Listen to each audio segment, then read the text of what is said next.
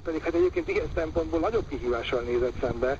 Hát ugye Orbán Viktor nem az a klasszikus populista, aki semmiből jött és azt mondja, hogy az eddigi pártok azok annak a régi elitnek a képviselői, akiket le kell cserélni, hiszen nála a régebbi elit Magyarországon már nincs is.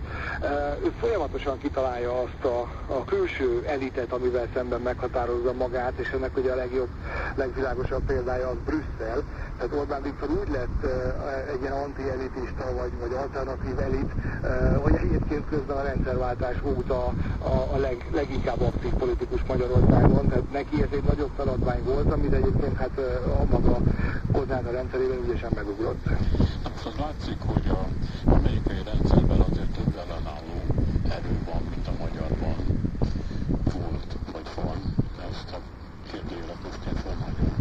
Nem csak azért, mert a Harvard Egyetem megtette azt, amit a körülményeket adnak, hogy ő becslékozott el a tudomást, hanem ugye például született egy bírósági döntés arról, hogy a illegális menekültek egy ráadásul bűnöző háttérrel